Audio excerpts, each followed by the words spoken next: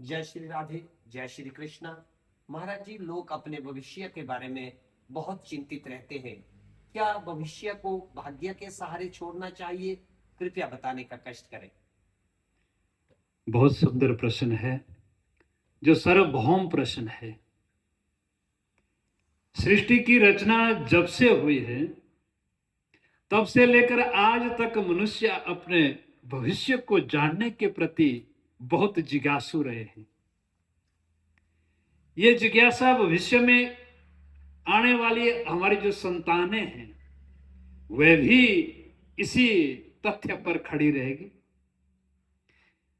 इसमें बहुत सी विद्याएं भी आई हैं, जैसे हस्तरेखा है, जन्म कुंडली है, अंक ज्योतिष है, मस्तक रेखा है।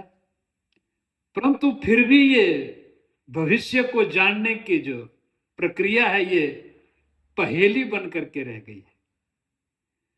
भगवान ने गीता में कहा है कि कर्म की प्रधानता है। अब इस प्रश्न में एक भाग्य है, एक तरफ कर्म है। तो भगवान श्री कृष्ण की गीता का ये उल्लेख करूं मैं कि उन्होंने कहा कि कर्म प्रधान है महाराज। और रामचरितमानस में तुलसी बाबा ने भी यही कहा कि कर्म प्रधान विश्व रचि राखा।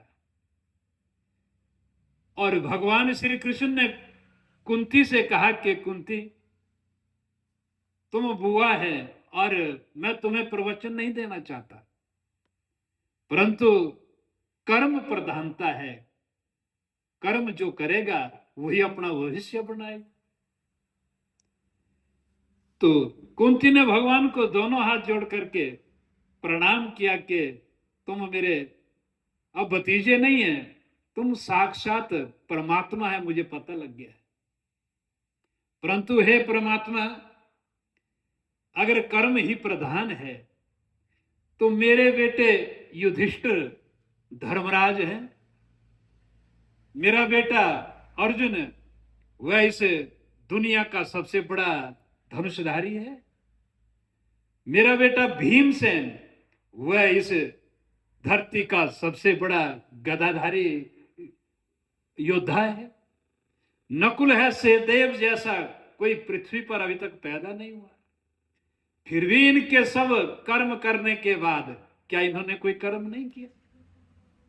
सारा परिश्रम होने के बाद भी एक दुष्ट दुर्योधन इनके सामने राजा बन बैठा।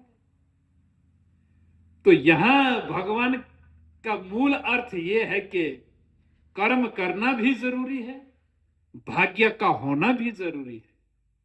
क्योंकि भाग्य जब तक मंद है, कर्म कितने ही करते रहो, आज दुनिया के अंदर संसार में कितने ऐसे लोग हैं जो कई पीढ़ियां जना अपने परिश्रम में ही लगा करके उसी गरीबी में जी रहे।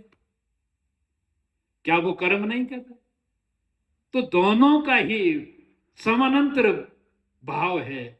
आपको जना कर्म करना भी जरूरी है, आपके भाग्य में उस कर्म का फल लिखा हुआ भी जरूरी है। तो भगवान श्री कृष्ण पूरी गीता के अंदर जना इसी पर चर्चा कर रहे हैं, यही अर्जुन को सुना रहे हैं, यही कुंती को सुना रहे हैं। परंतु ये जो मूल भाव है जीवन के भविष्य का, कि आपका भविष्य कैसे बनेगा, तो इसके लिए ये दोनों ही समानांतर चलना चाहिए। कर्म प्रथम है, भाग्य द्वितीय है, परंतु दोनों का होना बड़ा जरूरी है।